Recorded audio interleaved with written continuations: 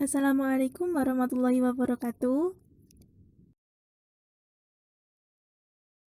Kami dari kelompok 2 yang beranggotakan Cia Wimi Cleoria, NIM 093, Venditia Rahmanur Fauzi, NIM 099, Risma Melenia, NIM 105, Yana Puji Lestari, NIM 111.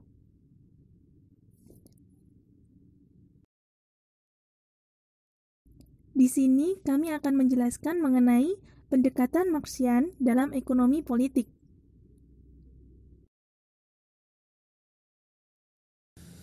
Sudut pandang Marxisme. Di dalam Marxisme ada banyak sudut pandang yang digunakan untuk membahas ekonomi politik. Para penganut Marxisme ada yang memandang politik sebagai pemisahan antara sipil dan wilayah publik, di mana hak dan kesetaraan dianggap hanya ada dalam wilayah publik. Yang kedua, politik sebagai proses kelas di mana nilai surplus dirampas lewat kapitalisme.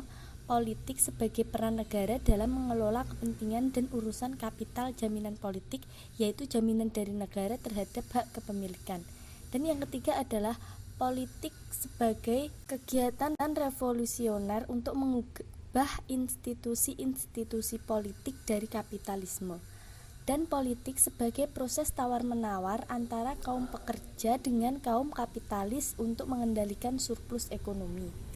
Istilah ekonomi politik yang digunakan dalam teori Marxian tidak merujuk pada pemikiran-pemikiran tentang hubungan antara ekonomi dengan politik, melainkan merujuk pada sebuah cara berpikir tentang perekonomian yang didasarkan pada metode dan teori dari pemikiran-pemikiran ekonomi klasik, terutama dari Adam Smith dan David Ricardo. Metode ini menekankan pada ide bahwa ekonomian pasar bekerja menurut prinsip-prinsip yang reproduksi dan ekspansi sistem kesaling tergantungan material antara orang atau dengan kata lain pembagian kerja sosial. Pendekatan Marxian dalam politik ini mengajukan sebuah masalah, yaitu bagaimana menghubungkan kepentingan individu dengan tatanan sosial. Yang selanjutnya adalah kepentingan material dan kelas ekonomi. Kepentingan material dan kelas ekonomi. Konsep kelas adalah salah satu konsep dasar dalam teori Marxian. Namun, kelas-kelas yang terbentuk secara politik ini tidaklah muncul dengan begitu saja di dalam kondisi kapitalisme. Pada awalnya, individu-individu yang dalam sebuah perekonomian memandang dirinya secara sempit, yaitu sebagai agen-agen yang berdiri sendiri dan mengejar kepentingannya sendiri-sendiri. Kepentingan dari orang-orang yang tidak memiliki hubungan dengan kepentingan orang lain, dan bahkan bisa membuat individu yang satu bermusuhan dengan individu yang lain. Tetapi tetap saja kepentingan-kepentingan ini tidaklah murni, independen atau terisolasi dari yang lain. Perekonomian kapitalis berjalan dengan sedemikian rupa sehingga terbentuk kesamaan kepentingan antara beberapa orang atau golongan orang tertentu. Semakin seorang individu sadar bahwa memiliki kesamaan kondisi dan kesamaan tujuan dengan orang lain, maka semakin luas pandangan mereka terhadap kepentingan material mereka, sehingga kepentingan individu berubah menjadi kepentingan kelas. Perubahan yang terjadi diantaranya yaitu sudah terkandung secara implisit dalam kepentingan-kepentingan dari tiap-tiap individu dan merupakan mata rantai penghubung antara ekonomi dengan politik. Pendekatan Marxis mengajukan beberapa pendapat mengenai kepentingan, yaitu 1. Bahwa kepentingan muncul dari daya struktur dari produksi. Kemudian kepentingan pribadi dari seorang individu dapat diketahui dengan melihat pada kelas mana individu itu berada.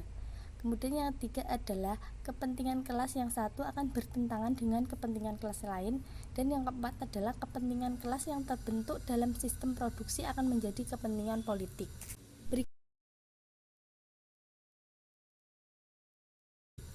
Berikut adalah penjelasan formulasi yang digunakan oleh Marx. Misalkan M adalah uang dan C adalah kumpulan dari sebuah jenis komoditas tertentu yang disebut sebagai nilai guna oleh Marx, sesuai dengan istilah yang dicetuskan oleh Adam Smith, yaitu semua kursi, roti, dan barang-barang lain yang ada dalam masyarakat. Dalam pandangan neoklasik, individu memegang uang hanya agar bisa membeli komoditas yang berguna bagi mereka, agar bisa mendapatkan uang untuk membeli komoditas yang mereka inginkan. Individu menjual komoditas lain. Berikut adalah contoh kegiatan yang digambarkan oleh Marx.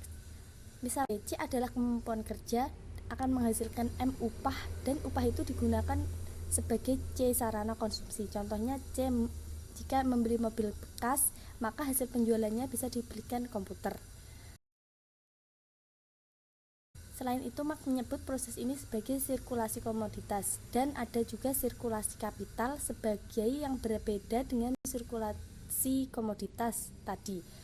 Sirkulasi kapital ini bertujuan untuk mendapatkan uang dan bukan untuk mendapatkan barang yang berguna. Dalam artian, seseorang mengeluarkan uangnya bertujuan untuk mendapatkan laba.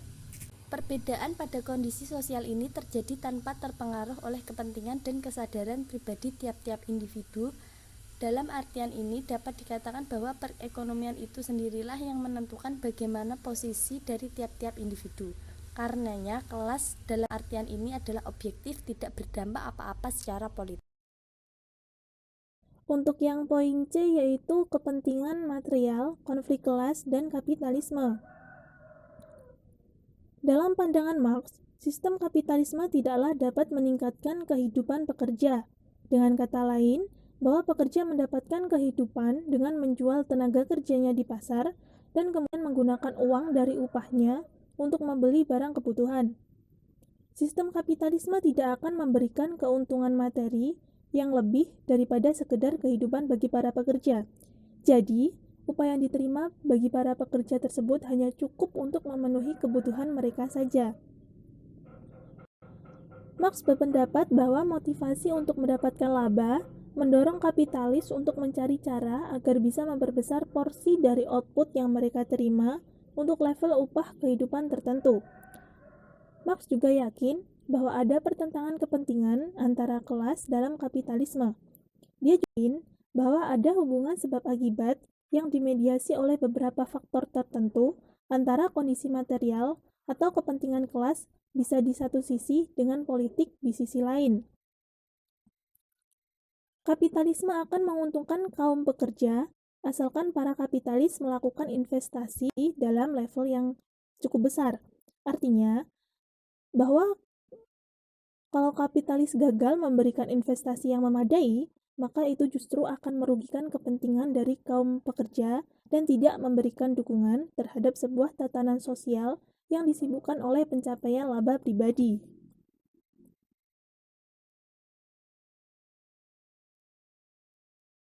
Yang poin D yaitu mengenai kepentingan ekonomi dan kesadaran kelas.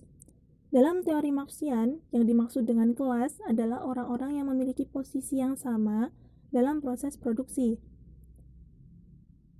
Kesadaran akan kepentingan kelas dalam kapitalis dibagi menjadi 3. Yang pertama yaitu kesadaran kelas. Dalam kesadaran kelas di sini, Maxim menetapkan ada 2 syarat yang harus dipenuhi agar kesadaran kelas tersebut mampu menghasilkan agenda politik supaya bisa terbentuk. Yang pertama, yaitu memahami hubungan antara kondisi pribadi dengan situasi yang dialami oleh orang lain dari kelas yang sama. Yang kedua, yaitu kepentingan dari kelas itu harus memiliki ciri-ciri yang sesuai dengan kepentingan umum yang dapat berlaku bagi masyarakat secara keseluruhan. Yang kedua yaitu kelas pekerja. Bagi Marx, kelas pekerja memang berada di tengah masyarakat sipil, tapi bukan masuk pada bagian masyarakat sipil tersebut. Masyarakat sipil menciptakan dan memperluas ukuran dari kelas pekerja, tapi tidak pernah memberikan kesempatan bagi kelas pekerja untuk mengakses keuntungan-keuntungan yang didapatkan masyarakat itu secara keseluruhan. Yang poin 3 yaitu kelas kapitalis. Kondisi ekonomi yang dihadapi kelas kapitalis adalah kondisi di mana para kapitalis saling bersaing untuk mengumpulkan kekayaan pribadi antara yang satu dengan yang lainnya. Poin E, kepentingan ekonomi dan bidang politik. Pembentukan sebuah kelas yang memiliki kesadaran, yaitu kelas yang anggota-anggotanya dapat menyadari bagaimana posisi mereka semua dalam struktur objektif dan produksi, sehingga dapat dibedakan pandangan tentang negara sebagai alat kekuasaan dengan kepentingan kapitalis atau kapitalisme itu sendiri. Menurut Marxian, sudut pandang ekonomi politik dibagi menjadi 3, yaitu yang pertama, membahas tentang politik sebagai revolusi atau politik revolusioner. Yang kedua, politik sebagai kompromi kelas atau bisa juga disebut dengan politik sosial demokratis. Dan yang terakhir, teori negara Marxis. Selanjutnya, poin F, Marxisme dan politik revolusioner. Teori Marxian sangat terkenal karena menggunakan teori politik revolusionernya. Marx dan Friedrich Engels dalam The Communist Manifesto pada tahun 1848 dan Marx dalam Kapital pada tahun 1867 telah menjelaskan landasan politik dari teori revolusioner. Marx mengembangkan teorinya menggunakan prinsip-prinsip internal dari kapitalisme itu sendiri, yaitu prinsip-prinsip yang berlaku berdasarkan sifat-sifat dasar dari perekonomian kapitalis itu sendiri, tanpa harus merujuk pada peristiwa sejarah tertentu, situasi kelas tertentu, atau institusi politik di negara-negara tertentu. Dari sisi kelas pekerja teori politik revolusioner, Marx menjelaskan mengapa terjadi pengangguran, mengapa kondisi antar pekerja menjadi makin lama makin mirip, dan bagaimana pekerja berkumpul di kota-kota dan pabrik-pabrik besar, serta bagaimana bisa terbentuk kesadaran revolusioner di kalangan pekerja. Ketika banyak kapitalisme yang terus berkembang, akan menyebabkan pekerja yang menganggur dipandang sebagai pemilik modal yang tersingkir, karena di mana pekerja memiliki modal tenaganya sendiri. Sehingga pekerja yang menganggur terbentuk sebagai pasukan cadangan industrial. Sehingga pekerja banyak yang berkumpul di kawasan pabrik-pabrik besar dan di kawasan perkotaan, karena di sana banyak tempat tinggal para kapitalis besar. Maka hal tersebut akan menyebabkan makin banyak pekerja yang berkumpul, sehingga mudah untuk mempercepat tumbuhnya kesadaran kolektif tentang situasi dari kelas mereka dan memudahkan dalam perincian pengorganisasian secara politik. Menurut Marx, upaya yang dilakukan para kapitalis untuk memperbesar laba memiliki dampak negatif lain, yang sangat berpengaruh terhadap kemampuan dari para pekerja untuk memenuhi kebutuhan material mereka. Tapi, agar produktivitas itu bisa naik, para kapitalis menggunakan metode-metode produksi yang berbasis mesin, sehingga para pekerja akan tersingkir karena digantikan dengan mesin. Selanjutnya poin G, Marxisme dan politik sosial demokratis. Banyak pemikir yang sepakat dengan teori perkembangan kapitalisme Marx. Revolusi bukanlah satu-satunya kemungkinan titik perbaikan terhadap kondisi kehidupan pekerja. Bisa terjadi lewat metode-metode yang sosial demokratis. Strategi ini dilakukan dengan meningkatkan partisipasi pekerja dalam kelompok-kelompok kepentingan partai-partai politik. Tujuannya adalah untuk mengubah posisi dari kelas pekerja dan kelas kapitalis dari sistem kapitalis dengan menggunakan institusi-institusi dan praktik-praktik yang ada di dalam demokrasi politik.